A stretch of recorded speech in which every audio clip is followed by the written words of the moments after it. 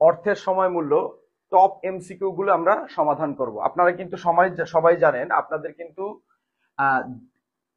ফিনান্সে, হ্যাঁ, মানে অর্থের সময় মূল্য, টাইম ভ্যালু অফ মানি, এই টিবিএম মানে অর্থের সময় মূল্য, এইটা কিন্তু আপনাদের হচ্ছে 2024 সালে পরীক্ষা হয়নি, আপনারা সবাই জানেন। কারণ আপনাদের ফিনান্স পরীক্ষাটা 2024 সালে হয়নি, 2024 সালে ফিনান্স পরীক্ষা হয়নি। সুতরাং এই যে ফিনান্সের যে কোনো অধ্যায়, এই অধ্যায়ের আমরা যদি 2024 সালের প্রশ্ন সলিউশন সবসময় করতেছি, যারা বিশেষ করে এইচএসসি 2025 এবং 26 ব্যাচের পরীক্ষার্থীরা রয়েছেন, তো এখন ফিনান্স কিন্তু সব থেকে লেটেস্ট প্রশ্নই আপনাদের হাতে আছে হচ্ছে 2023 সালের প্রশ্নটা, ঠিক আছে, 2023 সালের প্রশ্নটা।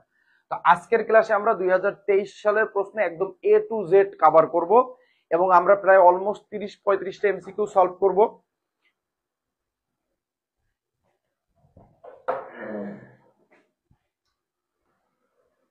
আমরা অলমোস্ট 30-35টা এমসিকিউ সলভ করব এবং ইনশাল্লাহ আমাদের এই এমসিকিউর উপরে আর কোনো প্রবলেম থাকবে না, আমরা এ টু জেড কমপ্লিট করবো ইনশাল্লাহ। কেমন? আচ্ছা, তো আজকের ক্লাসে আমরা হচ্ছে অর্থের সময় মূল্যের যে টপ এমসিকিউ গুলো এটা সব সমাধান করছি। এখন তোমাদের অনেকের প্রশ্ন আসতে পারে মাথায় যে স্যার ক্লাস 9 কেন, নবমতম ক্লাস কেন? তো দেখো, আমি তোমাদের একটু বলি, তোমাদের যে শর্ট সিলেবাস, ঠিক আছে, তোমাদের যে শর্ট সিলেবাসটা ফিনান্স প্রথম পত্রে তোমাদের শর্ট সিলেবাস আছে প্রথম অধ্যায়, এইটা তোমাদের শর্ট সিলেবাস আছে অর্থায়নের সূচনা, এটা খুবই গুরুত্বপূর্ণ একটা অধ্যায় এবং এখান থেকে একটা প্রশ্ন সিকিউ প্রশ্নও পাবা, আবার হচ্ছে এখান থেকে তোমরা এমসিকিউ পাবা। এরপর আছে তোমাদের তৃতীয় অধ্যায়, যে অধ্যায়টা আজকে আমরা সলভ করব, অর্থের সময় মূল্য, এবং এটা হলো মোস্ট ইম্পর্টেন্ট একটা অধ্যায়, অর্থের সময় মূল্য। এটা নিয়ে তোমাদের অনেক ঝামেলা হয়, এখান থেকে তোমরা 2 থেকে 3টা সিকিউ ইনশাল্লাহ কমন পাবা। এরপরে আছে তোমাদের হচ্ছে ষষ্ঠ অধ্যায়ের নাম হচ্ছে দীর্ঘমেয়াদী অর্থায়নের এইখান থেকেও তোমরা 2টা প্রশ্ন কমন পাবা। তো এই হচ্ছে হলো ষষ্ঠ অধ্যায়। এরপরে আছে তোমাদের হচ্ছে অষ্টম অধ্যায় মূলধন বাজেটিং ও বিনিয়োগ সিদ্ধান্ত, এবং নবম অধ্যায়। এখন তোমাদের শর্ট সিলেবাসে কিন্তু আছেই সব মিলাই হচ্ছে হলো এই 5টা অধ্যায়। এখন এই 5টা অধ্যায়ের উপরে আমরা বলছিলাম টোটাল 20টা ফ্রি ক্লাস করব, 20টা ফ্রি ক্লাস করব, ঠিক আছে, 20টা ফ্রি ক্লাস, 20টি ফ্রি ক্লাস করব। এবং এই ফ্রি ক্লাসের একটা প্লেলিস্ট তোমাদের ইউটিউবে দেওয়া আছে, মোদের বিদ্যালয় লিখে ইউটিউবে সার্চ করবা, ইনশাআল্লাহ। ওই দরজাটা দিয়ে দাও, ঠিক আছে। মোদের বিদ্যালয় লিখে তোমরা ইউটিউবে সার্চ করবা, সার্চ করে ইনশাআল্লাহ তোমরা এই যে 20টা ফ্রি ক্লাস, এই 20টা ফ্রি ক্লাস তোমরা করে নিবা। এই 20টা ফ্রি ক্লাস করলে তোমাদের ফিনান্স ইনশাআল্লাহ আর কোনো সমস্যা থাকবে না। তো ওই 20টা ক্লাসের আজকে হচ্ছে নবমতম ক্লাস, এবং আজকের এই ক্লাসে আমরা তোমাদের অর্থের সময় মূল্যের একদম এ টু জেড ইনশাআল্লাহ আমরা কমপ্লিট করাই দেব, অলরাইট? ঠিক আছে, আচ্ছা চলো আমরা তাহলে শুরু করি। প্রথম এমসিকিউ, সময় পরিবর্তনের সাথে সাথে অর্থের ক্রয় ক্ষমতা হ্রাস পাবার মূল কারণ। ঠিক আছে, সময়ের পরিবর্তনের সাথে সাথে অর্থের ক্রয় ক্ষমতা হ্রাস পাবার মূল কারণ। তো এখানে দেখো, এখানে কিন্তু একটা সুন্দর কথা বলছে, সেটা হলো ক্রয় ক্ষমতা। কি ক্ষমতা? ক্রয় ক্ষমতা কি পাবে? হ্রাস পাবে, মানে কমে যাওয়ার মূল কারণ কি? সময় পরিবর্তনের সাথে সাথে ক্রয় ক্ষমতা মানে পারচেসিং পাওয়ার বলে ইংরেজিতে, এটা হ্রাস পাওয়ার মূল কারণ কি? এর মূল কারণ হচ্ছে হলো মুদ্রাস্ফীতি। ঠিক আছে, মুদ্রাস্ফীতি। এখন এটার যদি আমি তোমাকে একটু বুঝাই দেওয়ার চেষ্টা করি, কেন মুদ্রাস্ফীতি, কেন ক্রয় ক্ষমতা হ্রাস পায়, জিনিসটা নর্মালি তুমি বুঝো। তোমার কাছে মনে করো 1000 টাকা আছে,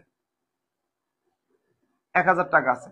এই 1000 টাকা মনে করো তোমার দাদির কাছে ছিল আজ থেকে আরো 20 বছর আগে। এখন 20 বছর আগে তোমার দাদির কাছে এটা হলো 20 বছর আগে, কয় বছর আগে? 20 বছর আগে, 20 বছর আগে। আর এখন তোমার কাছে মনে করো 2025 সালে ওই 1000 টাকা রয়েছে। কত সালে? 2025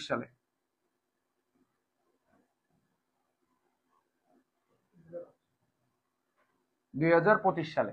তো 20 বছর আগে তোমার কাছে ছিল 1000 টাকা, আর সরি তোমার দাদির কাছে, আর এখন তোমার কাছে 1000 টাকা। এখন তুমি বলো 20 বছর আগে 1000 টাকা দিয়ে যা কেনা যাইতো, এখন 2025 সালে কি 1000 টাকা দিয়ে সেই জিনিস পাওয়া যায়? কোনোদিনই পাওয়া যায় না।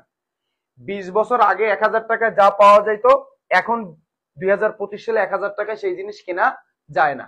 এর মানে হচ্ছে হলো যে তোমার অর্থের ক্রয় ক্ষমতা হ্রাস পাইছে।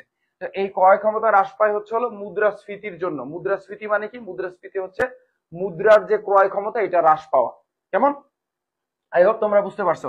এবং এখানে যতগুলো প্রশ্ন আমরা সলভ করতেছি এবং সামনেও করব, এই প্রতিটা প্রশ্ন কিন্তু 2023 সালের আসা, খুব লেটেস্ট কোশ্চেন। খেয়াল করো নেক্সট কোশ্চেন, সময় পরিবর্তনের সাথে সাথে কি ঘটে?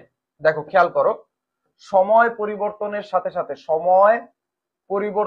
সাথে কি ঘটে? আমরা যদি একটু অপশনের দিকে খেয়াল করি যে কি হয়টা কি, এখানে অর্থের ক্রয় ক্ষমতা হ্রাস পায়, 100% অর্থের ক্রয় ক্ষমতা হ্রাস পায়। কারণ আজকে আমার কাছে যে নগদ টাকাটা আছে, হ্যাঁ, কিছুদিন পরে ওই টাকাটা দিয়ে আমি আজকে যে জিনিস কিনতে পারবো সেই জিনিস কিনতে আমার আরো বেশি টাকা লাগবে।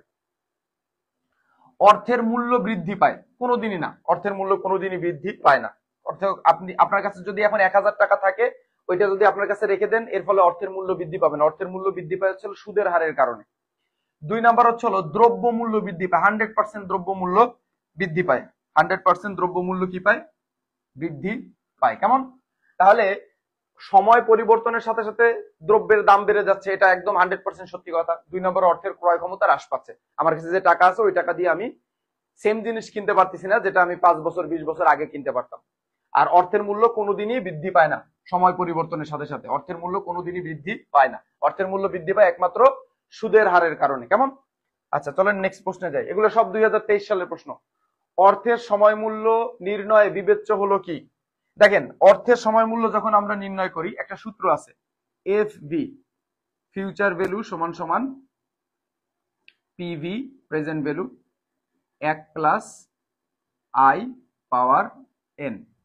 তার মানে দেখেন, এখানে অর্থের ভবিষ্যৎ মূল্য সমান সমান বর্তমান মূল্য, 1 প্লাস আই মানে হচ্ছে রেট অফ ইন্টারেস্ট, সুদের হার, পাওয়ার কত? এন, মানে এন মানে হচ্ছে সময়। তার মানে আমরা যখন অর্থের মূল্য নির্ণয় করব, অর্থের সময় মূল্য বিবেচনা করব, বা অর্থের মূল্যটা আমরা নির্ণয় করতে যাব, তখন কি এখানে নাম্বার অন সময়, নাম্বার অন কি সময়, এই যে N, number of years. 2 number এই যে আই, সুদের হার, তার মানে সুদের হারটাও বিবেচ্য বিষয়, এটাও সঠিক উত্তর। আরেকটা বিষয় হচ্ছে চক্রবৃদ্ধি সংখ্যা। এখন এই চক্রবৃদ্ধি জিনিসটা কি? একটা নির্দিষ্ট বছরে বা একটা নির্দিষ্ট সময়ে কতবার সুদ গণনা করা হয় সেইটাই হচ্ছে হলো চক্রবৃদ্ধি সংখ্যা। তার মানে এটাও গণনা করা হয়। ঠিক আছে? যখন বছরে একাধিকবার চক্রবৃদ্ধি গণনা করা হয় তখন আমাদের এই সূত্রটা জাস্ট খালি একটু চেঞ্জ হয়ে যায়। এফ বি সমান সমান পিভি, ফার্স্ট ব্র্যাকেট শুরু 1 plus I divided M power N গুণন এম। হ্যাঁ, এই আই কে এম দ্বারা ভাগ করছি, এন কে এম দ্বারা গুণ করছি। আমার সঙ্গে একটু বলো, আই কে এম দ্বারা ভাগ, এন কে এম দ্বারা গুণ। এই এম মানে কি?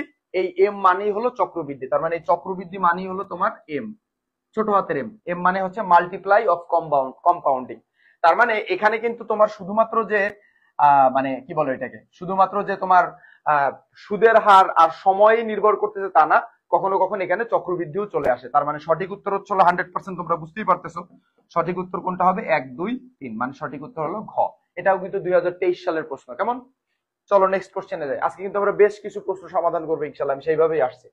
তো দেখো, জনাব বাবু প্রত্যয় ব্যাংকে 5 লক্ষ টাকা 6 বছরের জন্য জমা রাখেন।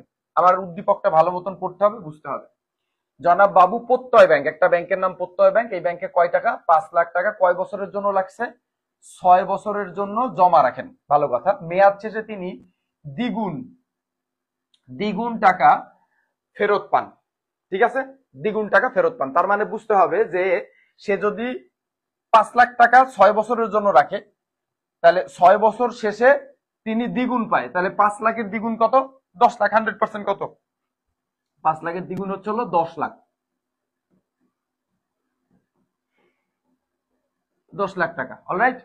আচ্ছা, জনাব বাবু কর্তৃক ব্যাংকে জমা দেওয়া এবং ফেরত পাওয়া টাকাকে কোন ধরনের নগদ প্রবাহ বলে? এই যে প্রশ্নটা না, এই দেখো আমি স্টার দিচ্ছি, তুমি পারলে এটার পাশে যদি পারলে 100,000 স্টার দিতে পারো, দাও। এই যে এই কোশ্চেনটা, এই যে আমি স্টার দিয়ে দিলাম, এই যে এই স্টার দিলাম। এই মানে এই কোশ্চেনটা তোমার পরীক্ষায় আসবে আসবে আসবে, তুমি যে বোর্ডের স্টুডেন্ট হও না কেন।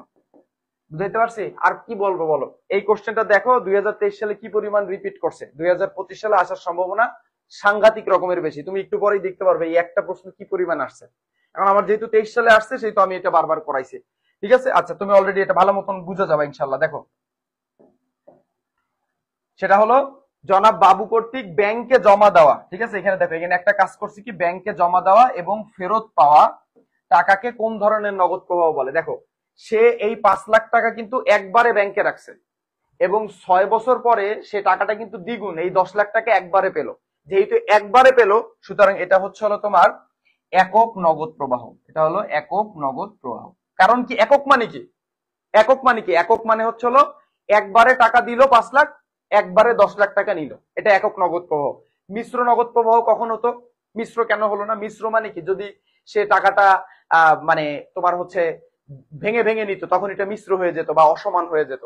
বা অগ্রিম বার্ষিক ভিত্তি যদি হতো, যেটা যে প্রতি মাসের শুরুতে সে টাকাটা নিচ্ছে, আর সাধারণ বার্ষিক ভিত্তি যদি প্রতি মাসের শেষে নিত তখন সেটা সাধারণ বার্ষিক ভিত্তি হয়ে যেত। এগুলো বোঝার দরকার নাই, তুমি সহজে বুঝো। এই 5 লাখ টাকা সে একবারে দিছে এবং 6 বছর শেষে টাকাটা দ্বিগুণ হয়েছে, 10 লাখ টাকা সে একবারে নিল। যেহেতু একবারে নিল এর জন্য এটা একক নগদ প্রবাহ। Most important MCQ. কেমন? নেক্সট প্রশ্ন চলো।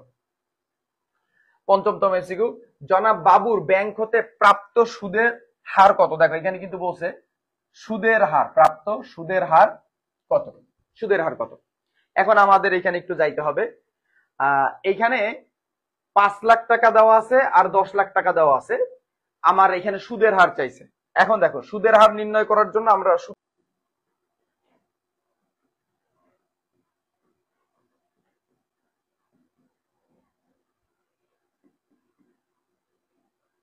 ভবিষ্যতে সে পেল 10 লাখ, পিবি বর্তমানে তার কাছে ছিল হলো 5 লাখ। আইটাকে আমাদের বের করতে হবে। এন হচ্ছে হলো কয় বছর? 6 বছর।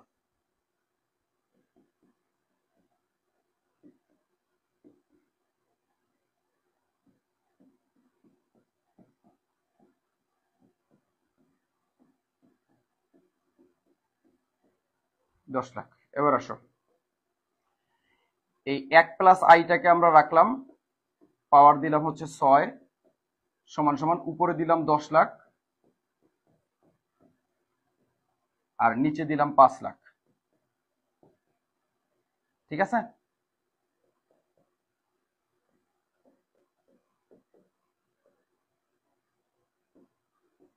আচ্ছা 5 লাখটা 10 লাখ দিয়ে ভাগ করলে হয় হচ্ছে হলো 5 দুগুণে 10 লাখ, 2। ঠিক আছে, এবার যদি আমরা একটু দেখি, এই 6টাকে আমাদের দূর করতে হবে, 6টাকে রাখা যাবে না। এই 6টাকে দূর করার জন্য কি করব আমরা? 1+i সমান সমান এই যে আমাদের মানে হচ্ছে এখানে যে 2 আছে, এই 2টাকে আমরা, এই যে 6টা আছে এটাকে আমরা, এটা আমি একটু অন্য কালার নেই। এইখানে কিন্তু মেইন বিষয়টা দেখো, 1/6 পাওয়ার কি করলাম দেখো ভালো মতন বুঝো। এই যে 6টা, এই 6টা দূর করার জন্য আমি 1/6 দিয়ে দিছি। এখন তোমাদের মধ্যে মধ্যে অনেকেরই প্রশ্ন আসতে পারে, স্যার এতখানি ক্যালকুলেশন কি আমার পরীক্ষার হলে এমসিকিউ করার জন্য, এই 1 মার্কের জন্য কি আমরা পারবো? এইটা একটু কষ্ট করে তোমার ক্যালকুলেটরে রপ্ত করতে হবে, কিছু করার নাই। কেমন? আমি জাস্ট তোমাদের একটু ডিটেইল দেখাই দিলাম। কেমন?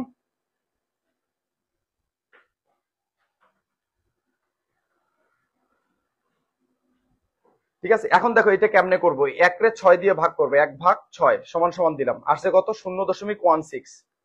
2 পাওয়ার আনসার সমান সমান আসছে 1.12 সামথিং এরকম আসছে। তো যেটা আসুক না কেন ওইটা আমরা রাখবো। তো আই সমান সমান এখানে আসছে 1.122462 সামথিং এরকম আসছে। এই যে একটা রয়েছে না, এই একের একে যোগ আছে, সমান সমান ওই পাশে গেলে মাইনাস হয়ে যাবে, -1। এবার আই সমান সমান তাহলে কত থাকে? এটার থেকে 1 যদি বিয়োগ করি, বিয়োগ 1 ইন্টু 100, কারণ আমাদের সুদের হার নির্ণয় করতে বলছে। খেয়াল করে এখানে কিন্তু সুদের হার, হার মানে লাস্টে 100 দিয়ে গুণ দিয়ে দিতে হবে, গুণ 100, তাহলে আসছে 12.24।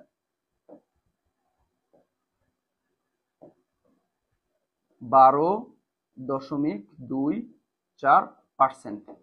উত্তর কোথায় আছে এটা? 12.24। আচ্ছা, আমাদের আসছে 2.4, ওরা লিখছে 2.5। পয়েন্টের পরে প্রথম দুইটা সংখ্যা বাদ দিয়ে পরের দুইটা সংখ্যা 50-এর উপরে উঠলে এই পাশে 1 যোগ দিয়ে দেওয়া যায়, কেমন? এই জন্য ওরা 1 যোগ দিয়ে দিছে। ঠিক আছে, কারণ এই ক্যালকুলেটরে খেয়াল করো, এখানে 12.24 এর পরে দেওয়া আছে 6-2, তা 6-2 কি 50-এর উপরে না? এই জন্য ওরা 12-র পরে 2-4 না লিখে 2-5 লিখছে। একই কথা, পয়েন্টের পরে 1-2 এদিক ওদিক হইলে কোনো অসুবিধা নাই। ঠিক আছে, আচ্ছা এখন দেখো এটা না বোঝার মতন কোনো কিছু আছে কিনা, কেমন? আচ্ছা, যদি বুঝতে অসুবিধা হয় আমাকে প্রশ্ন করে, অনেকে দেখি সঠিক উত্তর অলরেডি দিয়ে ফেলছো। ঠিক আছে, থ্যাংক ইউ যারা সঠিক উত্তর দিছো, ধন্যবাদ। আচ্ছা, নেক্সট কোশ্চেনে চলে যাই আমরা। সময় পরিবর্তনের সাথে সাথে অর্থের ক্রয় ক্ষমতা হ্রাস পাওয়ার মূল কারণ কি? আচ্ছা, একই কোশ্চেন, ক্রয় ক্ষমতা হ্রাস পাওয়ার মূল কারণ কি? মূল কারণ হচ্ছে হলো মুদ্রাস্ফীতি। আর মনে রাখবা, মুদ্রাস্ফীতির বিপরীত অবস্থা হচ্ছে মুদ্রা সংকোচন। ঠিক আছে, যে আমার কি হইলো, যে ক্রয় ক্ষমতা হ্রাস পাইছে, এটার মূল কারণই হলো মুদ্রাস্ফীতি। বাজারে যে পরিমাণ মুদ্রা থাকার কথা তার থেকে বেশি আছে। একই প্রশ্ন একটু আগে সমাধান করছি আমরা। দেখো, দ্বিবার্ষিক সুদে একটি নির্দিষ্ট পরিমাণ অর্থ দ্বিগুণ হতে কত সময় লাগবে তা কোন বিধির জন্য জানা যায়? এটা খুবই গুরুত্বপূর্ণ, আমি বেসিকটা ক্লিয়ার করতেছি। দেখো, এই দুইটা জিনিস খেয়াল করো। একটা হচ্ছে রুল 72, মনে রাখবা, রুল 72। এই রুল মানে বাংলায় বলে বিধি। ঠিক আছে, রুল এখানে আমি লিখিয়ে দিচ্ছি, বিধি। আরেকটা হচ্ছে হলো বিধি বা রুল 69। খেয়াল করো, দুইটা কিন্তু, একটা হলো রুল 72, আরেকটা হলো রুল 69। বোঝো,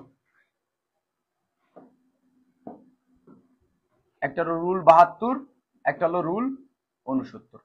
এখন কখন আমরা রুল 72 ব্যবহার করব, কখন আমরা রুল 69 ব্যবহার করব, এটা একটা খুব বড় একটা প্রশ্ন। তো রুল 72 আমরা তখনই ব্যবহার করব যখন অর্থটা দ্বিগুণ হওয়ার বিষয় আসবে। কি হওয়ার বিষয় আসবে? অর্থটা এই যে দেখো, দ্বিগুণ হতে, দ্বিগুণ হওয়ার বিষয়টা আসবে, তখনই আমরা হয় রুল 72 ব্যবহার করব বা রুল 69 ব্যবহার করব। এখন কোশ্চেন হচ্ছে কখন রুল 72 ব্যবহার করব, কখন রুল 69 ব্যবহার করব, এটা হলো বিষয়। ঠিক আছে, তো এখানে একটা সিম্পল জিনিস মাথায় রাখবা, সেটা হচ্ছে যদি বার্ষিক চক্রবৃদ্ধি হয়, বার্ষিক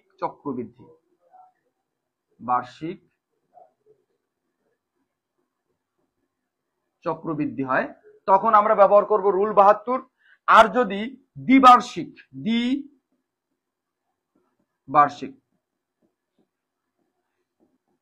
ঠিক আছে, দ্বিবার্ষিক বা হচ্ছে হলো মানে 6 মাস পর পর, ঠিক আছে, বা বছরে 2 বার, একদম সোজা কথা হচ্ছে হলো বছরে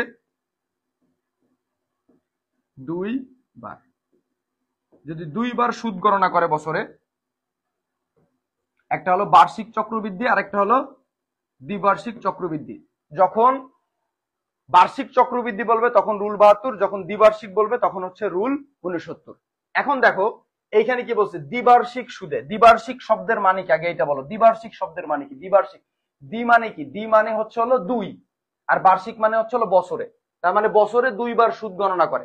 তাহলে বছরে 2 বার যদি সুদ গণনা করে, হ্যাঁ, এই যে বছরে যদি 2 বার সুদ গণনা করে, তখন আমরা মানে কত সময় লাগবে, বা এখানে দেখো দুইটা জিনিস বের করা যায়, সবসময় যে সময় তা না, কখনো সময় বের করা যেতে পারে, ঠিক আছে, কখনো সুদের হার বের করা যেতে পারে। মানে জিনিসটা বোঝো, তুমি এই রুল 72 ব্যবহার করে যেমন সময় বের করতে পারবা, তেমন সুদের হারও বের করতে পারবা। আবার সেম রুল 69 ব্যবহার করে তুমি কোন প্রকল্পের চাইলে মেয়াদ বের করতে পারবা, চাইলে কোন প্রকল্পের সুদের হারও বের করতে পারবা। এখন কোশ্চেন হচ্ছে, তোমার প্রশ্নে যেটা চাই তুমি সেইটা করবে। এখানে বলতে সময়, তার মানে অবশ্যই কি, অবশ্যই হচ্ছে হলো এই যে এন বের করতে হবে। তাহলে এন বের করতে গেলে তুমি রুল 72 ব্যবহার করতে পারো, রুল 69 ব্যবহার করতে পারো। ঠিক আছে, তাহলে এখন কখন কোনটা, যদি দ্বিবার্ষিক বলে তাহলে রুল 69, যদি বার্ষিক বলে তাহলে রুল 72। অলরাইট, তার মানে এটা 100% কি, রুল 69। ঘ সঠিক উত্তর। কেমন? এই যে রুল 69, কারণ কি, দ্বিবার্ষিক বলছে, এই যে, বা বছরে 2 বার। Alright, next question. উদ্দীপক পরে 8 ও 9 নং প্রশ্নের উত্তর দাও। মিস্টার আবির আগামী 5 বছরের জন্য 1 লক্ষ টাকা, 5 বছরের জন্য 1 লক্ষ টাকা পি ব্যাংকে জমা রাখেন। মেয়াদ শেষে জমাকৃত টাকা দ্বিগুণ হবে। কি হবে? দ্বিগুণ হবে। এই দ্বিগুণের কথা বললেই বুঝতে হবে 72-73 কোন একটা রুল টুল আসবে। উদ্দীপকের আলোকে ব্যাংকে জমাকৃত টাকা কোন ধরনের নগদ প্রবাহের অন্তর্গত? একটু আগেই বলছি, এটা হচ্ছে হলো এককালীন নগদ প্রবাহ, ঠিক আছে, বা একক নগদ প্রবাহ। এককালীন নগদ প্রবাহ। কারণ কি, কেন এককালীন নগদ প্রবাহ? কারণ সে 5 বছরের জন্য 1 লাখ টাকা পি ব্যাংকে রাখছে, মেয়াদ শেষে জমাকৃত টাকা দ্বিগুণ হয়েছে, তাহলে 1 লাখ টাকার দ্বিগুণ কয় লাখ? 2 লাখ টাকা। তার মানে এই টাকাটা 1 লাখ টাকাটা কি হয়ে গেছে? 2 লাখ টাকা হয়ে গেছে। তাহলে এটা কি হয়ে গেছে? দ্বিগুণ হয়ে গেছে। তার মানে এই যে দ্বিগুণ হয়ে গেল, এটা হচ্ছে হলো একক এককালীন নগদ প্রবাহ। ঠিক আছে, নেক্সট কোশ্চেনে চলে যাই। মিস্টার আবির কত হারে সুদ পাবে? এখানে সুদের হার নির্ণয় করতে বলছে। কিসের হার? সুদের হার। সেম আমরা যেভাবে সুদের হার একটু আগে নির্ণয় করছি সেইভাবে, খেয়াল করো।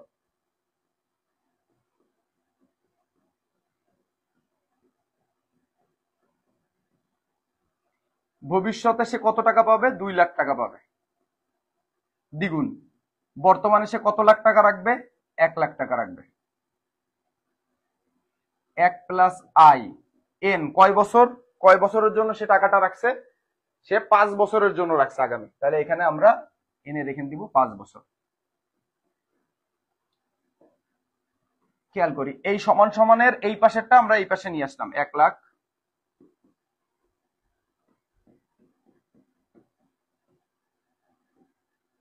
এই পাশে দিলাম 2 লাখ। এবার আমাদের কাজ হচ্ছে এই অংশটাকে এখানে রাখবো, 1 প্লাস আই পাওয়ার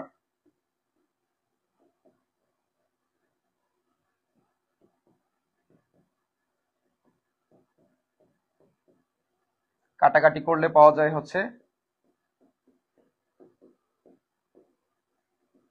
2।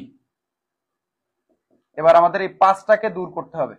দূর করার নিয়ম কি? 1 প্লাস আই সমান সমান এই 2টাকে আমরা পাওয়ার করব। কি করব? পাওয়ার করব কি দিয়ে? 1/5। অলরাইট,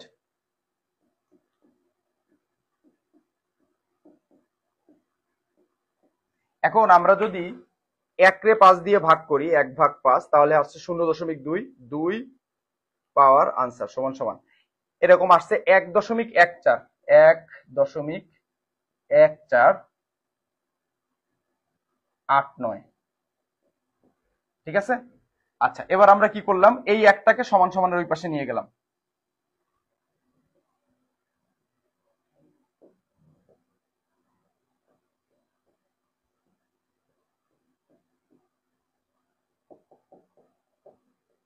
এটা থেকে যদি আমরা 1 বিয়োগ করে দেই, তাহলে আসে হচ্ছে হলো 0.1486 ইন্টু 100। কারণ হার যদি বলে, যে হার বললেই কি 100 দিয়ে গুণ দিতে হবে, তাহলে আসছে 14.89 বা 89 বা 87 লিখলেও হয়। ঠিক আছে, তার মানে সঠিক উত্তর কাছাকাছি। সব থেকে সঠিক উত্তর কোনটা? এই যে এটা।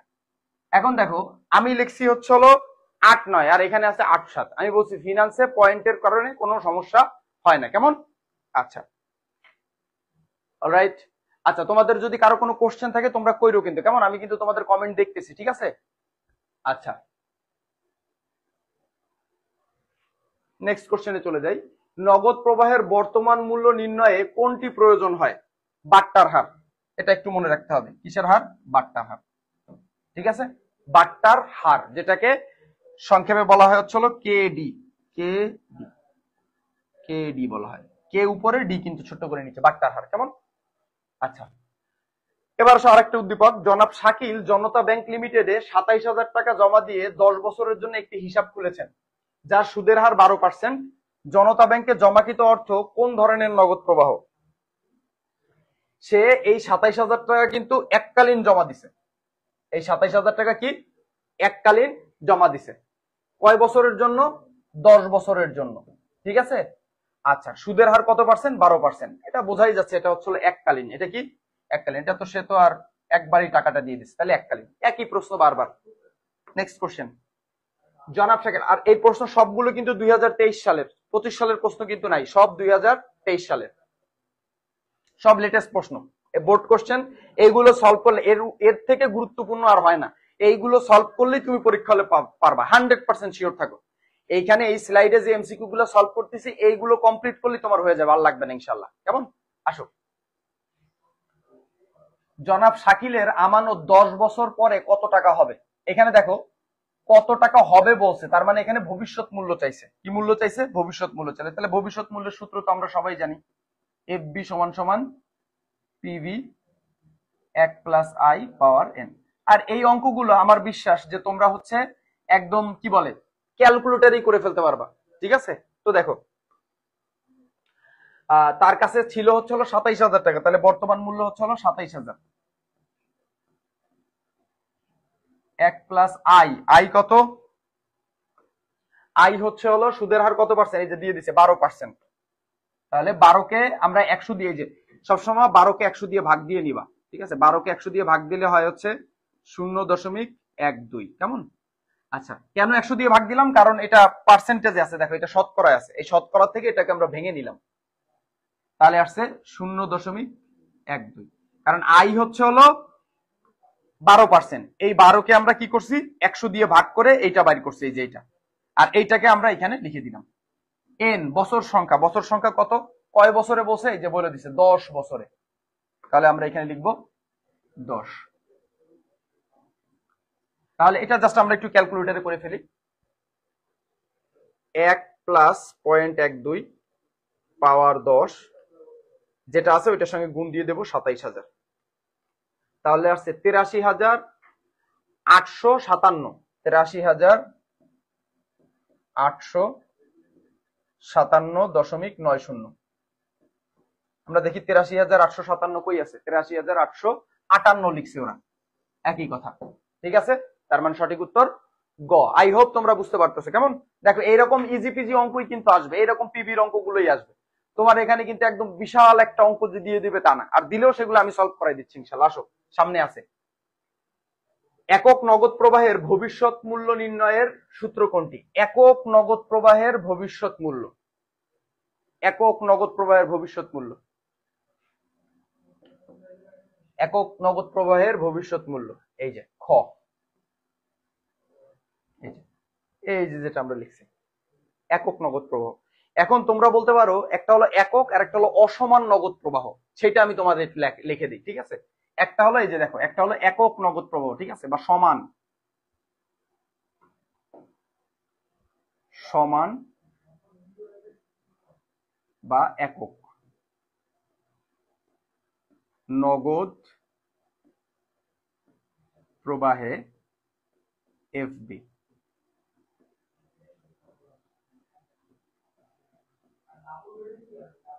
এইটা তো তোমরা সবাই জানো, এইটাই তোমরা জানো। আরেকটা কি? একটা হলো অসমান নগদ প্রবাহে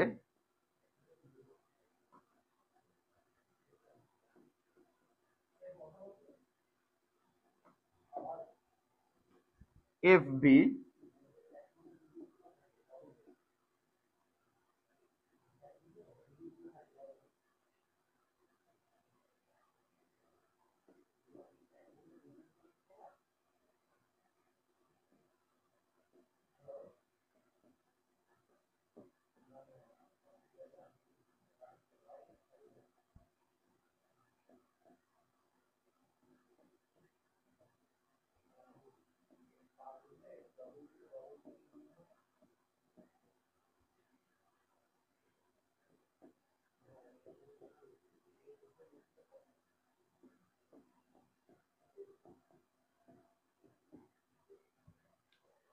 এইটা কিন্তু তোমার যদি অসমান বলে, ঠিক আছে, অসমান বলে তখন এই সূত্রটা কিন্তু।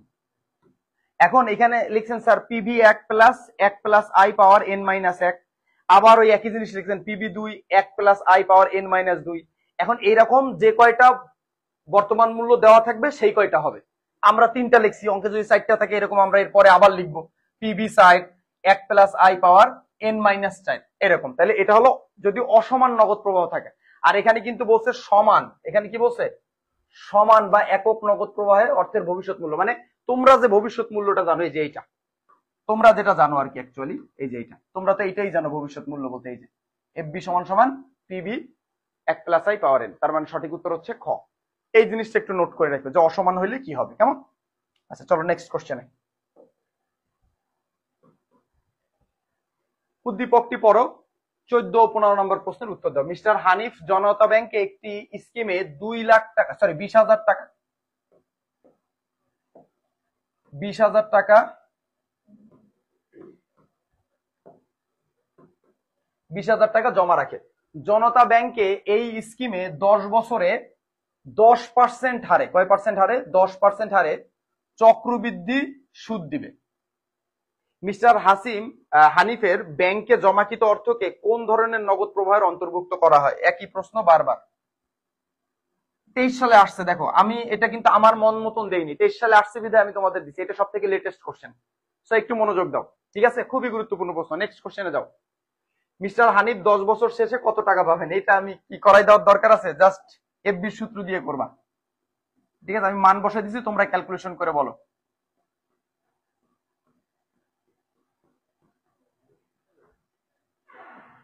পিবি বর্তমানে তার কাছে কয় টাকা ছিল? 20,000 টাকা।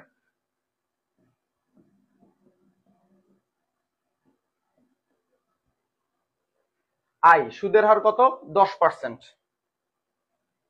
10 কে 100 দিয়ে ভাগ দিলে হয় 0.1। নাম্বার অফ ইয়ার্স, বছর সংখ্যা কত? 10 বছর। এই যে বছর সংখ্যা কিন্তু দেওয়া ছিল, এই যে 10 বছর, তাহলে এখানে আমরা লিখবো 10। এবার এটার উত্তর কত হবে তোমরা বলো, উত্তর কত হবে? বলো বলো, সবাই বলো। অনেকে বলতেছো সি, দেখি না।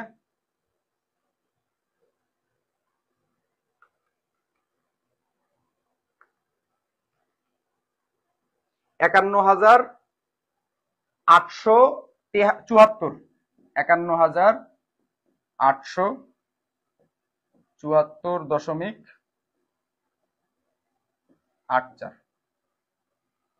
ওই যে 51,800, এটা লিখে দিলি হয়। ঠিক আছে, তোমরা যারা অনেকেই সঠিক বলছো সি, হ্যাঁ ঠিক বলছো। আসো নেক্সট কোশ্চেন।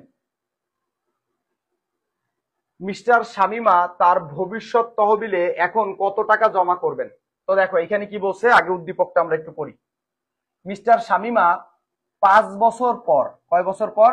5 বছর পর একটি ট্রাক ক্রয় করবেন, সেই জন্য 50 লক্ষ টাকার প্রয়োজন। ওরে বাবা, অনেক টাকা। 50 লক্ষ টাকার একটি তহবিল গঠন করতে চান, এজন্য তিনি ওই তহবিলে কিছু টাকা জমা করবেন, সেখানে তিনি 9% হারে 9% হারে সুদ পাবেন। মিস্টার শামিমা তার ভবিষ্যৎ তহবিলে এখন কত টাকা জমা করবেন? তার মানে ভবিষ্যতে সে একটা টাকা পাইতে চায়, এখন তাকে কত টাকা জমা করতে হবে, ঠিক আছে? আচ্ছা ঠিক আছে, তাহলে এখন কয় টাকা জমা করতে হবে? তার মানে এখানে আমাদের বর্তমান মূল্য বের করতে হবে, ঠিক আছে? পিভি সমান সমান FV divided 1 plus I power N. কেন পিভি? কারণ এখানে সে বলছে কিন্তু যে ট্রাক করবেন, এখন এই ট্রাকটা কিন্তু ক্রয় করেনি, ঠিক আছে? তাহলে এই তহবিল গঠনের জন্য তিনি এখন কিছু টাকা জমা করবেন, এই যে এখন কিছু টাকা জমা করবেন, তিনি কিছু টাকা তহবিলে এই যে কিছু টাকা জমা করবেন, তার মানে এখন জমা করবে। তার মানে এখন যদি জমা করে, এবং প্রশ্নে কিন্তু বলছে মিস্টার শামিমা তার ভবিষ্যৎ তহবিলের জন্য এখন কত টাকা জমা করবেন, এখন কত টাকা, তার মানে বর্তমানে কত টাকা, তার মানে এখানে বর্তমান মূল্যের সূত্রটা হবে, ঠিক আছে? চলো, এফবি কত টাকা? ভবিষ্যতে সে ট্রাক কেনার জন্য কত টাকা পেতে চায়? 50 লক্ষ টাকা। তাহলে আমরা এখানে লিখলাম 50 লক্ষ।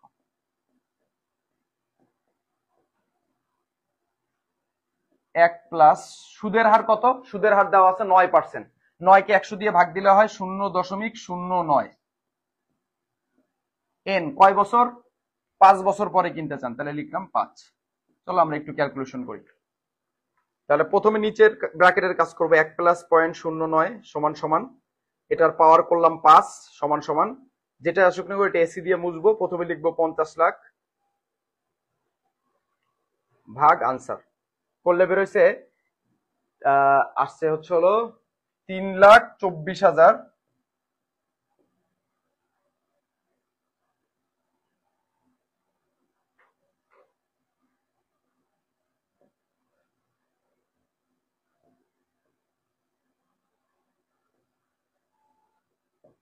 32,49,000, ঠিক আছে, 32,49,656। এখন উত্তর সব থেকে কাছাকাছি আছে ক, 32,49,600, ওরা লিখছে 59 আর আমাদের আসছে 56, একই কথা। ঠিক আছে, সবাই বুঝতে পারছেন কিনা আমাকে একটু জানাবেন। ঠিক আছে, বোঝা গেছে? পিবির সূত্র এখন বুঝতে হবে, পিবির সূত্রটা কেন ব্যবহার করছে এইটা বুঝতে হবে, কারণ এখন কত টাকা জমা রাখতে হবে এইটা বের করতে বলছে এখানে। নেক্সট প্রশ্ন, প্রতি বছরের শুরুতে সমপরিমাণ অর্থ প্রদান করলে বা গ্রহণ করলে তাকে কি বলে? অবশ্যই বার্ষিক বৃত্তি বলে। ঠিক আছে, ও আচ্ছা, এখানে বার্ষিক বৃত্তি প্রতি বছর শুরুতে বলছে। আচ্ছা, এখানে একটা ব্যাপার আছে, একটু দেখেন, খেয়াল করেন। আচ্ছা, আপনারা অ্যানুইটি বা বাংলায় বলে হচ্ছে বার্ষিক বৃত্তি,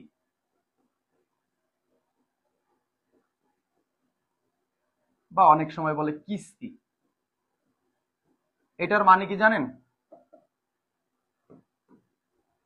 অ্যানুইটি, বার্ষিক বৃত্তি বা কিস্তি বলতে কি বোঝায় জানেন? অ্যানুইটি, বার্ষিক বৃত্তি বা কিস্তি একটা নির্দিষ্ট পরিমাণ অর্থ একটা নির্দিষ্ট সময়ের জন্য কোথাও জমা রাখা বা কোথাও থেকে নেওয়াকে কি বলে? বার্ষিক বৃত্তি বা কিস্তি বলে। এই কিস্তি শব্দটার সঙ্গে আমরা পরিচিত আছি, এটাকেই অ্যাকাউন্টিং এ বলা হয় বার্ষিক বৃত্তি, ইংরেজিতে বলে অ্যানুইটি। এখন মনে রাখবেন, এই বার্ষিক বৃত্তি বা কিস্তি এটা বেসিক্যালি দুই ধরনের হয়। ঠিক আছে, দুই ধরনের হয়। একটা হয় হচ্ছে সাধারণ অ্যানুইটি,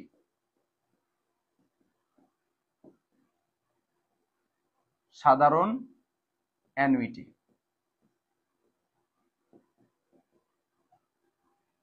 আর একটা হয় অগ্রিম অ্যানুইটি। এটা একটু খাতায় নোট রাখতে হবে, কেমন? কারণ এই প্রশ্নটা হুবহু না আসতে পারে, তবে এই টপিক থেকে প্রশ্ন আসবে ইনশাল্লাহ, কেমন? এই জন্য এই জিনিসগুলো একটু ক্লিয়ার করে রাখতে হবে। একটা হলো সাধারণ অ্যানুইটি আর একটা হলো অগ্রিম অ্যানুইটি। এখন আপনার প্রশ্ন করতে পারেন যে, প্রশ্ন আসতে পারে যে অ্যানুইটি বা বার্ষিক বৃত্তি বা কিস্তি কয় ধরনের? দুই ধরনের, একটা হলো সাধারণ, একটা হলো অগ্রিম। এখন কোশ্চেন হচ্ছে কখন সাধারণ কখন অগ্রিম, কখন সাধারণ আর কখন অগ্রিম। এই জিনিসটা একদম সিম্পল একটা বিষয়, একটু মাথায় রাখতে হবে। যদি কিস্তিটা মানে এই যে কিস্তিটা নির্দিষ্ট পরিমাণ একটা অর্থ নির্দিষ্ট সময়ের শেষে প্রদান করে, শেষে, তখন সেটা সাধারণ অ্যানুইটি। আর যদি শুরুতে প্রদান করে, শুরুতে প্রদান করে, ঠিক আছে, তখন এটা হচ্ছে অগ্রিম অ্যানুইটি বা অ্যানুইটি ডিউ, আর এটাকে বলে অর্ডিনারি অ্যানুইটি। তাহলে ব্যাপারটা কি দাঁড়ালো? একটা হচ্ছে শেষে বললে হচ্ছে হলো সাধারণ অ্যানুইটি, আর শুরুতে যদি বলে তখন সেটা অগ্রিম অ্যানুইটি হয়ে যায়। ঠিক আছে, তাহলে এখন দেখেন প্রশ্নে কি বলছে? প্রশ্নে বলছে প্রতি বছরের শুরুতে, প্রতি বছরের শুরুতে অর্থ প্রদান করলে বা গ্রহণ করলে, এই যে অর্থ প্রদান বা গ্রহণ করাকে কি বলে? এইটাকেই কিস্তি বলে। এটাকেই কি বলে? কিস্তি বলে। এই অর্থ প্রদান বা গ্রহণকেই কি বলে? কিস্তি বলে। ঠিক আছে, তাকে কি বলে? তাকে বলা হয় হচ্ছে হলো কি, এটা যেহেতু শুরুতে বলছে, শুরুতে বললে কি, যে শুরুতে বললে অগ্রিম, তার মানে এটা 100% হচ্ছে অগ্রিম বার্ষিকী। ঠিক আছে, এই যে বার্ষিক বৃত্তি আর বার্ষিকী একই কথা। তাহলে অগ্রিম কেন হইলো এটা তো সবাই বুঝতে পারছেন। ঠিক আছে, বাইজিৎ আহমেদ ইমন, অগ্রিম বার্ষিকী, জি ঠিক বলছেন। ঠিক আছে, তা চয়ন মোল্লা 17 দাগ করছি, 17 ক, হ্যাঁ আপনিও সঠিক বলছেন, কেমন? আচ্ছা, পরেরটা আসেন। একটি ব্যাংকে জানুয়ারি 1, 2023 সালে 5 বছর ব্যাপী 2000 টাকা জমা ও প্রাপ্তি কোন ধরনের নগদ প্রবাহ? 100% এটা আর বলার কোনো কিছু নাই, মোস্ট ইম্পর্টেন্ট কোশ্চেন। এটা হলো এই, আচ্ছা এখানে তো তারিখ দেওয়া আছে, এই যে দেখেন জানুয়ারি 1, 2023, তাহলে জানুয়ারির 1 মানে কি? শুরুতে। জানুয়ারি 1 মানে কি? বছরের শুরুতে। 5 বছর ব্যাপী 2000 টাকা জমা বা প্রাপ্তি, 5 বছর ব্যাপী 2000 টাকা জমা বা প্রাপ্তি, কয় বছর ব্যাপী? 5 বছর ব্যাপী। ঠিক আছে, 5 বছর ব্যাপী, মানে 5 বছর বয়সে প্রতি একদম নির্দিষ্ট পরিমাণ একটা টাকাই দিচ্ছেন, সেই টাকাটা কত? 2000 টাকা জমা করছেন। এটা কোন ধরনের নগদ প্রবাহ? প্রশ্ন বলছে এটা কোন ধরনের নগদ প্রবাহ। তাহলে যেহেতু শুরুতে দিচ্ছেন, তাহলে শুরুতে দিলে আমরা কি জানি? এই যে আমরা লিখছি কি, শুরুতে দিলে অগ্রিম, তার মানে এটা হবে কি? অগ্রিম বার্ষিক বৃত্তি। তার মানে সঠিক উত্তর ক, অগ্রিম বার্ষিক বৃত্তি। অলরাইট, জাস্ট এই বেসিকটা ক্লিয়ার রাখতে হবে যে শুরুতে বললে অগ্রিম, আর সাধারণ বললে, শেষে বললে হচ্ছে সাধারণ। আরেকটা জিনিস মনে রাখবেন, কিছু না বললেও কিন্তু এটা শেষে ধরে নেবেন।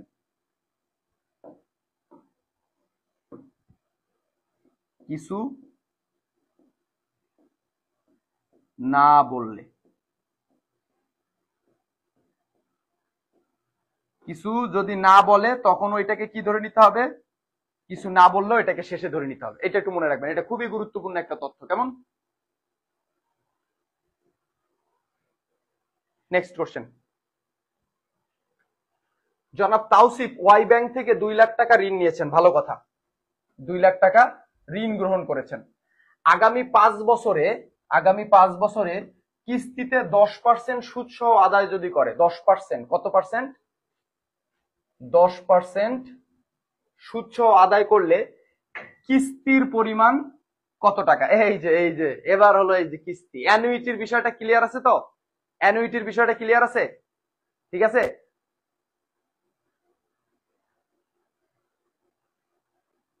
আচ্ছা ঠিক আছে, এগুলার সূত্রগুলো মনে আছে তো? সেই 4টা সূত্র যারা বেসিক ক্লাস করছেন তারা জানেন, এটার কিন্তু 4টা সূত্র আছে। ঠিক আছে, অ্যানুইটির 4টা সূত্র। এখন আমি এই 4টা সূত্র লিখতে পারতেছি না, এখানে কোন সূত্রটা হবে সেটা আমি লিখে দিচ্ছি এবং বুঝাই দিচ্ছি।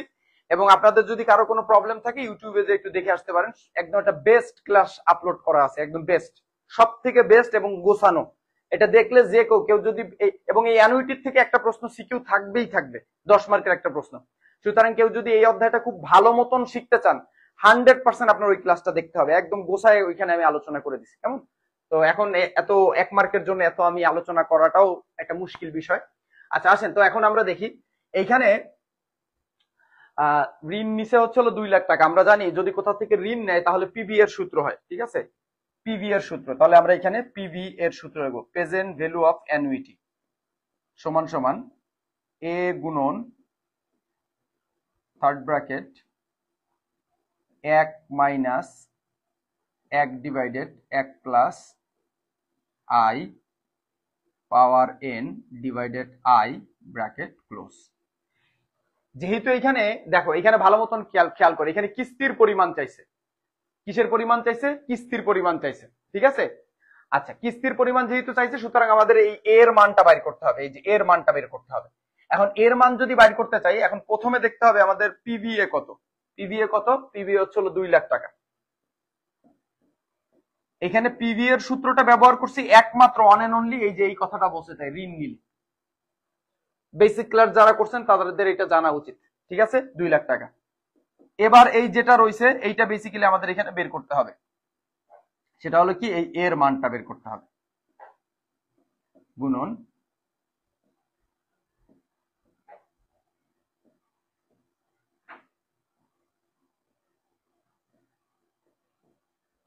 আই এর মান কত? আই এর মান হচ্ছে 10%, তাহলে 10 কে 100 দিয়ে যদি ভাগ দেই তাহলে হয় 0.1। এন বছর সংখ্যা, বছর সংখ্যা কত? বছর সংখ্যা হচ্ছে 5 বছর। আই সুদের হার, সুদের হার হচ্ছে কত? সুদের হার দেওয়া আছে 10%, তাহলে 10 কে 100 দিয়ে ভাগ দিলে হয় 0.1। কেমন? চলেন এবার এটা আমরা ক্যালকুলেশন করি। 2 লাখ লিখলাম, এবার হচ্ছে 2 লাখ সমান সমান এ দিলাম, মানে এই 2 লাখ লিখলাম আর এই লিখলাম গুণ। এবার এই কাজটুকু আমরা একসঙ্গে করব। কিভাবে করব খেয়াল করেন, 1 মাইনাস ফার্স্ট ব্র্যাকেট, মানে 1 মাইনাস ফার্স্ট ব্র্যাকেট 1 ভাগ first bracket 1 plus point 1 first bracket close পাওয়ার 5 সমান সমান যেটাই আসুক ওইটারে ভাগ দিয়ে দেব 0.1 দিয়ে, মানে নিচের 0.1 দিয়ে।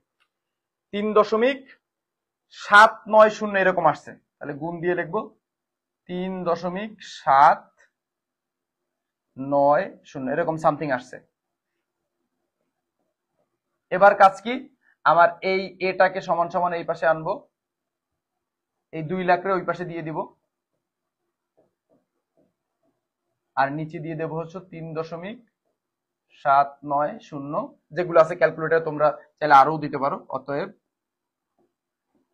এ সমান সমান এটাকে জাস্ট ভাগ দিব, 2 লাখ ভাগ আনসার আসছে হচ্ছে 52,759। ঠিক আছে, 52,759.50। দেখি উত্তর কোনটা আছে।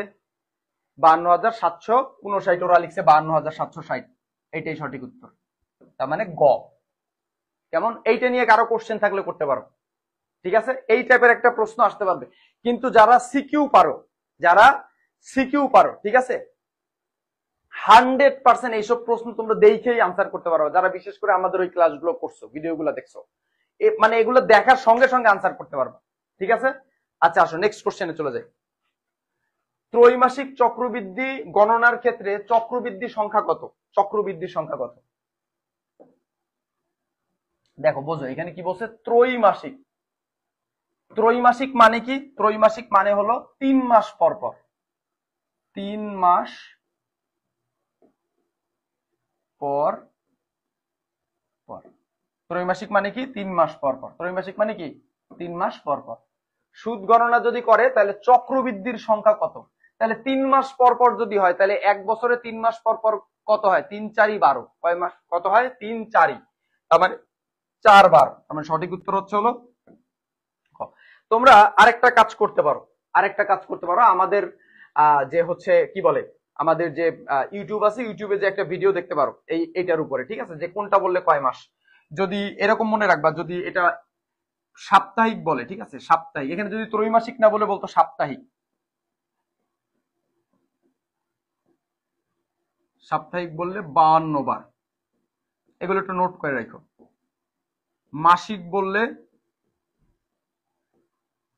এক বছরে মাস কয়টা? 12টা, তাহলে আমরা লিখবো 12 বার। ত্রৈমাসিক বললে তো বুঝছোই, ত্রৈমাসিক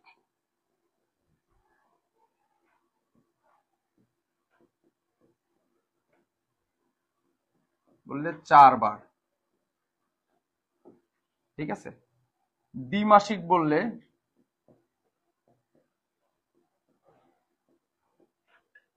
মাসিক বা অর্ধবার্ষিক বললে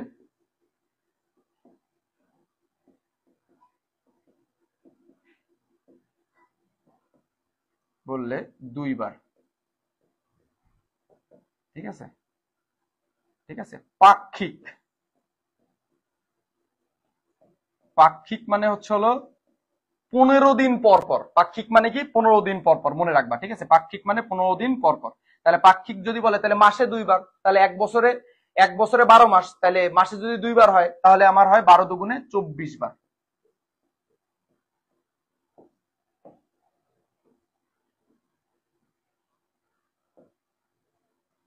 ঠিক আছে। সাপ্তাহিক বললে 52 বার, এটা একটু নোট করে রাখো, কেমন? ঠিক আছে, এটা একটু নোট করে রাখো, খুবই গুরুত্বপূর্ণ কিন্তু। দেখো, সাপ্তাহিক বললে 52 বার, মাসিক বললে 12 বার, ত্রৈমাসিক বললে 4 বার, অর্ধবার্ষিক বা দ্বিমাসিক বললে 2 বার, পাক্ষিক বললে 24 বার। এইটা একটু নোট করে রাখো, কারণ এইখানে ত্রৈমাসিক আসছে, তোমার কিন্তু এইগুলোর ভিতর থেকেও একটা আসতে পারে, এই জন্য বেসিক সহ জানতে হবে, কেমন? আচ্ছা পরেরটা আসো। চক্রবৃদ্ধি পদ্ধতিতে কোনটির উপর সুদ গণনা করা হয়? সুদ আসলের উপরে। এটা তো একদম তোমরা 9 থেকে শিখতেছো, সুদ এবং আসলের উপরে। সুদ এবং আসলের উপরে। সুদ আসল মানে সুদ প্লাস আসল। সুদ আসল মানে সুদ প্লাস আসল। এটা একদম পুরো ঠোঁটের আগে রাখবা, সুদ প্লাস আসল। ধরো তোমার ব্যাংকে 1 লাখ টাকা জমা রয়েছে, এই 1 লাখ টাকা হচ্ছে তোমার আসল, আসল, ঠিক আছে। এখন এই 1 লাখ টাকার উপরে ব্যাংক তোমার 10,000 টাকা সুদ দিল, 10,000 টাকা সুদ দিল, তাহলে 1 বছর শেষে তোমার হইলো কত টাকা? 1,10,000 টাকা। বুঝো কিন্তু 1,10,000 টাকা। এই যে 1,10,000 টাকা, এইটা হচ্ছে সুদ আসল।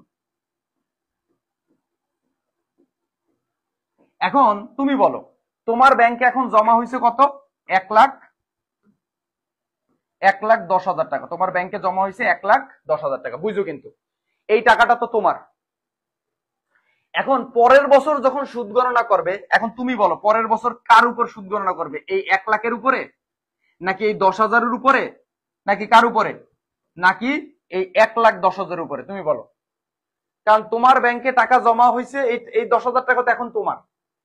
তাহলে তোমার ব্যাংকে তো এখন 1,10,000 টাকা আছে, তাহলে পরের বার যে সুদটা ধার্য করবে এটা হচ্ছে তোমার এই 1,10,000 টাকার উপর সুদটা ধার্য করবে। তার মানে এটা হলো তোমার সুদ আসলের উপরে সুদ গণনা করে। ঠিক আছে, এই জন্য এটা একদম মুখস্থ থাকবে। চক্রবৃদ্ধি পদ্ধতিতে কোনটির উপর সুদ ধার্য করা হয়? অবশ্যই সুদ আসলের উপরে। কোনো অবস্থাতেই নামিক সুদের উপর তো নাই, আসলের উপর তো কোনোদিনই না, কারণ আসল মানে কি 1 লাখ, এই 1 লাখের উপর সুদ গণনা করবে কখনো না। আর বাট্টার উপর তো জীবনেও না, অবশ্যই সুদ আসলের উপর। সঠিক উত্তর গ। নেক্সট কোশ্চেনে যাই, চলো। পাক্ষিক চক্রবৃদ্ধির ক্ষেত্রে চক্রবৃদ্ধির সংখ্যা এই যে লিখে দিছি, এই যে পাক্ষিক বললে 24 বার, পাক্ষিক বললে 24 বার। চলো আমরা তাহলে পাক্ষিক চক্রবৃদ্ধির ক্ষেত্রে, কি চক্রবৃদ্ধির ক্ষেত্রে?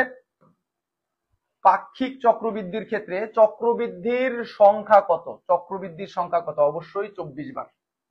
তার মানে মাসে 2 বার, মাসে 2 বার, তাহলে 12 মাসে 24 বার, মাসে 2 বার, 12 মাসে 24 বার। ঠিক আছে, অলরাইট। আচ্ছা, আসো নেক্সট কোশ্চেন। কোন বাট্টাকরণের বর্তমান মূল্য সর্বনিম্ন হয়? এটা একমাত্র কোন বাট্টাকরণে, দেখো বাট্টাকরণ শব্দ কিন্তু দুইটা, ভালো মতন খেয়াল করো, দেখো বেসিক ক্লিয়ার করো। একটা হচ্ছে হলো চক্রবৃদ্ধিকরণ,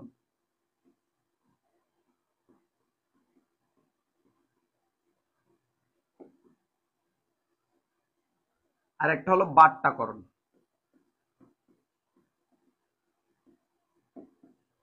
এই দুইটা জিনিস কিন্তু একই, এই দুইটা জিনিস মূলত কি? চক্রবৃদ্ধিকরণও যা, বাট্টাকরণও তাই। চক্রবৃদ্ধিকরণ এটা মূলত ব্যবহার করা হচ্ছে হলো ভবিষ্যৎ মূল্যের ক্ষেত্রে, আর এটা ব্যবহার করা হচ্ছে হলো প্রেজেন্ট ভ্যালু, বর্তমান মূল্যের ক্ষেত্রে, কিন্তু কনসেপ্ট একই। তাহলে চক্রবৃদ্ধিকরণ বা বাট্টাকরণের বর্তমান মূল্য সর্বনিম্ন হয়, বর্তমান মূল্য একদম সর্বনিম্ন হয় কখন? অবশ্যই সর্বনিম্ন হয় যখন এটা পাক্ষিক হয়। পাক্ষিক 15 দিন, এর নিচে হয় না, এর নিচে হয় না। পাক্ষিক সর্বনিম্ন হয় পাক্ষিক, এই যে 24 বার। আচ্ছা চলো নেক্সট কোশ্চেনে চলে যাই। আমরা আর অল্প কিছু প্রশ্ন সমাধান করব।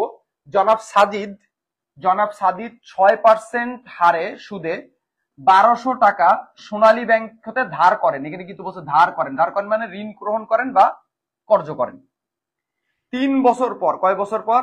3 বছর পর তাকে সরল সুদে কত টাকা আসলের, এই যে বুঝতে হবে এখানে সরল সুদে আসলের কত টাকা অতিরিক্ত পরিশোধ করতে হবে, অতিরিক্ত পরিশোধ করতে হবে। সরল সুদের কথা কিন্তু এখানে বলে দিচ্ছে। কি সুদ? সরল সুদ।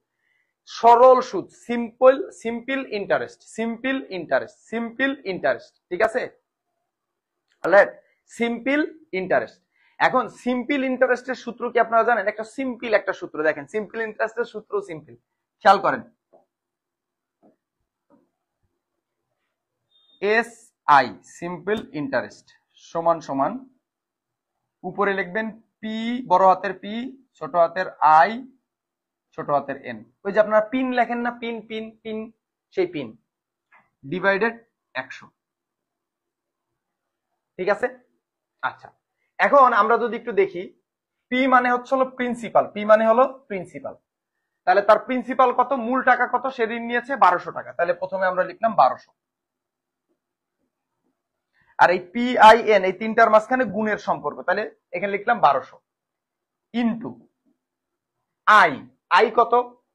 সুদের হার কত? 6%, তাহলে 6% লিখলাম 6 into N number of years, বছর সংখ্যা কত?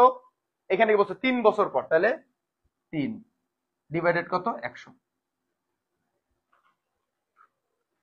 তাহলে 1200 ইন্টু 6 ইন্টু 3 ভাগ 100, তাহলে হয় 216।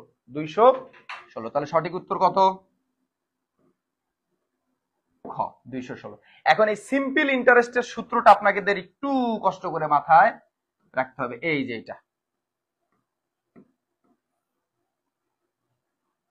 এই যে সিম্পল ইন্টারেস্ট, সরল সুদ। এই সরল সুদকে সংক্ষেপে বলা হয় simple interest. SI, S a simple, IT interest. Simple মানে সরল, ইন্টারেস্ট মানে সুদ, সমান সমান PIN প্রিন্সিপাল ইন্টু তোমার এটা হচ্ছে হলো rate of interest into number of years divided 100। ঠিক আছে, সূত্রের 100, আর মান বসাইছি, উত্তর বের হয়ে গেছে। 216। মূলধন ফেরত পদ্ধতিতে ঋণ পরিশোধকরণ তালিকার নিচে কোনটি সবসময় সমান থাকে? কিস্তির পরিমাণ। তোমরা যারা ঋণ পরিশোধ সূচি করছো ওর ভিতর দেখবা কিস্তির পরিমাণের একটা ঘর থাকে, ওই ঘরে কিস্তির যে টাকাটা ওই টাকাটা সমান থাকে, কারণ কিস্তির টাকা হচ্ছে একটা নির্দিষ্ট পরিমাণ অর্থ নির্দিষ্ট সময়ের জন্য কোথাও জমা দেওয়া বা কোথাও থেকে নেওয়া। তাহলে এখানে কিন্তু বলেই দিছে যে নির্দিষ্ট পরিমাণ অর্থ, তার মানে এটা কখনো পরিবর্তন হয় না। তার মানে এই জন্য এটা এখানে বলছে যে মূলধন ফেরত পদ্ধতিতে ঋণ পরিশোধ সূচীকরণের যে তালিকা এটা সময় কোনটি সবসময় সমান থাকে, সমান থাকে। তাহলে সমান থাকে কি? ঋণের কিস্তির পরিমাণ। কেমন? আচ্ছা, নেক্সট প্রশ্নে চলে যাই। উদ্দীপক পড়ো 27 এবং 28 নং প্রশ্নের উত্তর দাও। জনাব সাজু লটারি থেকে প্রাপ্ত 5 লক্ষ টাকা, কত টাকা? 5 লক্ষ টাকা 8% সুদে 5 বছরের জন্য, কয় বছরের জন্য? 5 বছরের জন্য একটি ব্যাংকে জমা রাখেন, একটি ব্যাংকে জমা রাখেন। ভালো কথা।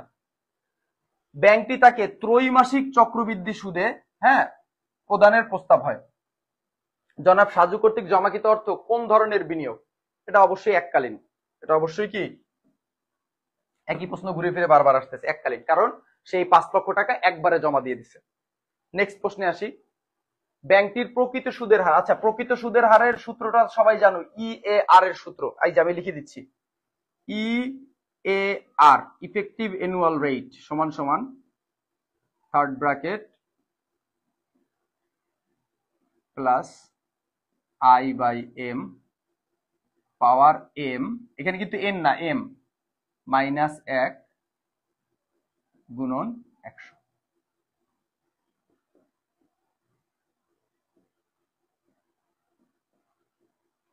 আই বাই এম, আই কত? 8%, তাহলে 8 কে 100 দিয়ে ভাগ দিলে হয় কত? 0.8। এম বছর, ত্রৈমাসিক, ত্রৈমাসিক মানে কয়বার? আমরা সবাই জানি ত্রৈমাসিক মানে 4 বার, 3 মাস পর পর, তাহলে হয় কয়বার? 4 বার। তাহলে আমরা এখানে লিখবো 4। এইখানে এম যা এখানেও এম তাই, তাহলে এখানে এখানে যদি 4 হয় এখানেও 4 হবে, মাইনাস 1 ইন্টু 100। আসলে এবার আমরা এটা ক্যালকুলেশন করে ফেলাই। 0.8 ভাগ 4 সমান সমান আসছে হচ্ছে 0.2 প্লাস 1 সমান সমান আসছে হচ্ছে 1.2 মাইনাস 1 ইন্টু 100, 20%। কি এ আমি কিতা করলাম? ব্যাংকটির প্রকৃত সুদের হার কত? কি হয়েছে? 5 লাখ টাকা 8% সুদে 5 বছরের জন্য রাখছে, কিন্তু মেয়াদ কোনো বিষয় না। ত্রৈমাসিক মানে 4 বার। কিরে ভাই কি হলো? এসে আবার করি তো। 0.8 ভাগ 4 0.2 প্লাস 1 মাইনাস 1, 20%ই তো হয়। আল্লাহ, এ কি এলো? কত পার্সেন্ট? ওরে আল্লাহ, তাহলে এইখানে একটু ভুল করছি। আচ্ছা এইটা একটু মুছে ফেলতে হবে। এই যে এখানে হবে হচ্ছে 0.08, ঠিক আছে? এখানে হবে 0.08, ঠিক আছে? আচ্ছা এক্সট্রিমলি করি, 0.08 ভাগ 4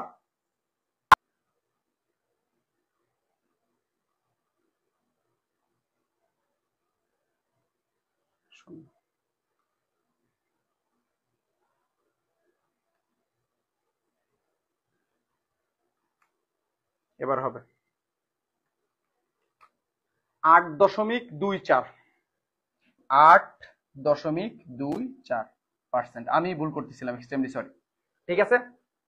8.24 কেমনে করলাম? এই যে দেখো 0.08 ভাগ 4 সমান সমান, ঠিক আছে, 0.02 প্লাস 1 1.02 পাওয়ার 4 আসছে 1.0824 এরকম সামথিং আসছে, মাইনাস 1 যেটা আসুক না কেন 0.0824 এরকম সামথিং আসছে, এটার সঙ্গে 100 দিয়ে গুণ দিয়ে দিছে 8.24।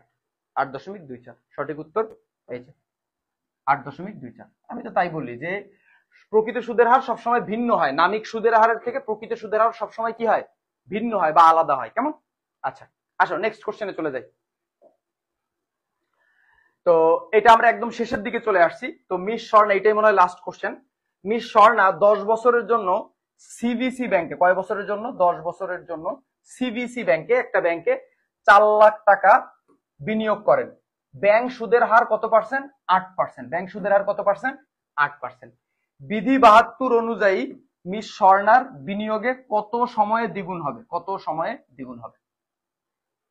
রুল 72 অনুযায়ী বলছে। তাহলে রুল 72 বললে আমরা কি সূত্রটা ব্যবহার করি? রুল 72,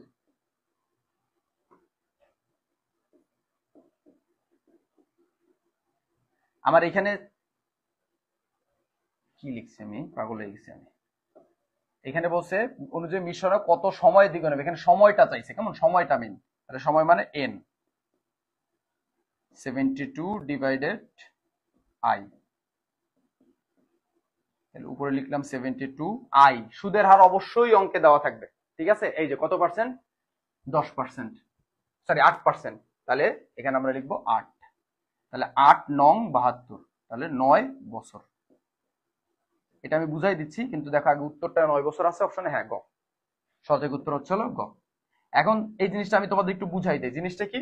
এন সমান, এন কেন লিখলাম? কারণ এখানে তোমার সময় চাইছে, এই জন্য এন লিখছি। নাম্বার অফ ইয়ার সমান সমান 72 কে বার সুদের হার দিয়ে ভাগ দিব। তাহলে সুদের হার কত দেওয়া আছে? 8%। তাহলে 8 দিয়ে ভাগ দিলাম, 72 কে 8 দিয়ে ভাগ দিলে 9 বছর। 9 বছর উত্তর।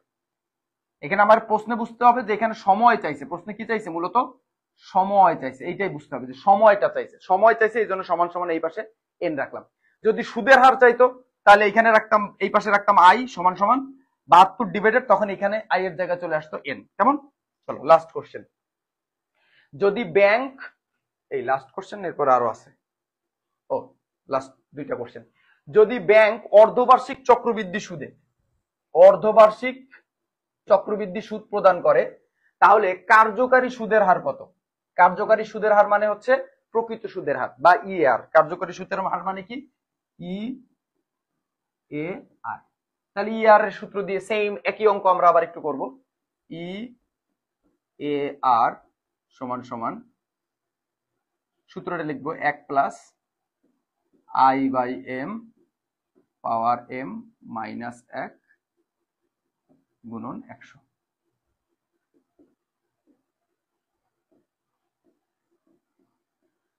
আই বাই এম, আই কত? আচ্ছা আই, এবার আর ভুল করবো না, 8%। তাহলে 8 এর 100 দিয়ে ভাগ দিলে হয় 0.08। 0.08। অলরাইট। এম মানে চক্রবৃদ্ধি। চক্রবৃদ্ধি এখানে কি বলছে? চক্রবৃদ্ধি বলছে হচ্ছে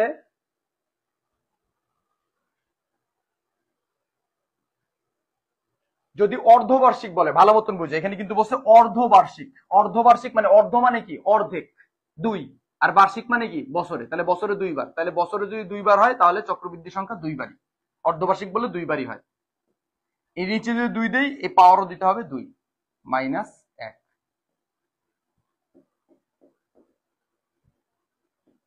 এবার আসো, 0.08 ভাগ 2, এটাকে 2 দিয়ে ভাগ দিলাম, প্লাস 1 সমান সমান, এটার পাওয়ার করলাম 2 minus 1 into 100, 8.16। 8.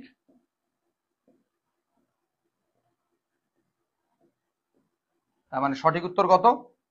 8.16। Alright, last question. আসো, সরল সুদের নির্ণয়ের সূত্রটি কত? একটু আগে আমি লেখাই দিছি, সিম্পল ইন্টারেস্ট। সিম্পল সরল সুদ, সিম্পল ইন্টারেস্ট সমান সমান পিন, উপরে কি লিখবো? Pin, principal interest number of years divided 100। শেষ। এটা হচ্ছে আমাদের সরল সুদের সূত্র, ঠিক আছে? এখন এনে কি?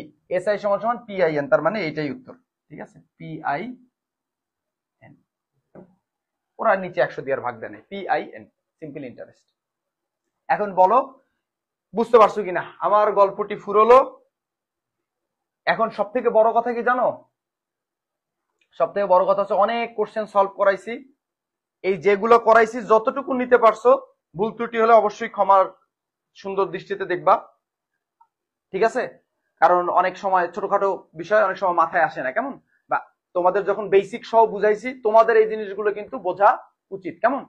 আচ্ছা, এখন মূল বিষয় আসি। মূল বিষয়টা হচ্ছে হলো, আশা করি এই যে ক্লাসগুলো আমি তোমাদের করাচ্ছি এবং সামনে করাবো ইনশাল্লাহ, আজকে রাতেই আমি চেষ্টা করব তোমাদের অর্থের সময় মূল্য, যেহেতু প্লে লিস্টটা শেষ হলো, যেহেতু অর্থের সময় মূল্য একদম বেসিক সূত্র থেকে শুরু করে কিন্তু আমি লেটেস্ট এমসিকিউ গুলো সলভ করে দিছি, এমসিকিউ প্লাস সিকিউ গুলো সলভ করে দিছি 2023 সালে। প্লে লিস্টে গেলেই তোমরা পাবা। এরপরে হচ্ছে অর্থের সময় মূল্যের পরে কোন অধ্যায় আছে? এই যে ষষ্ঠ অধ্যায় আছে। কোন অধ্যায়? এই ষষ্ঠ অধ্যায়। এরপরে ইনশাল্লাহ আমি তোমাদের এই ষষ্ঠ অধ্যায় করাবো, কেমন? এই ষষ্ঠ অধ্যায়টা একদম মানে যেটা ওই যে ভিবির অঙ্ক, ভ্যালু অফ বন্ডের অঙ্ক, আর একটা ওয়াইটিএম এর অঙ্ক, হ্যাঁ, দীর্ঘমেয়াদী অর্থায়ন, একদম বেসিক থেকে আমি তোমাদের ওইখানে মানে মানে তোমার হচ্ছে হলো এ টু জেড বুঝাবো, কেমন? স্যার আলহামদুলিল্লাহ, আলহামদুলিল্লাহ স্যার 31 নংটা বুঝি নাই। বুঝেছি 31টাই, ও 31টাই বুঝেছি, সরি সরি। কিন্তু তুমি কান্নারই ইমোজি দিচ্ছ কেন? ঠিক আছে, আচ্ছা আসো। আচ্ছা, এবার আসো। তো মূল বিষয়টা হচ্ছে হলো, আমরা এবার ষষ্ঠ অধ্যায়ে যাবো ধীরে ধীরে ইনশাল্লাহ। তো আমাদের জন্য দোয়া রেখো। আর আমাদের যে হচ্ছে, তোমরা অনেকেই আমাদের হোয়াটসঅ্যাপে মেসেজ করতেছো ভর্তির জন্য। তো ইনশাল্লাহ তোমরা হচ্ছে যাদের আমাদের কোর্সে যুক্ত হওয়ার দরকার আছে, তারা কোর্সে যুক্ত হয়ে যেতে পারো, ভর্তি বিজ্ঞপ্তি দেওয়া আছে। তো দেখা হচ্ছে নেক্সট ক্লাসে। Wish you all the very best. আসসালামু আলাইকুম।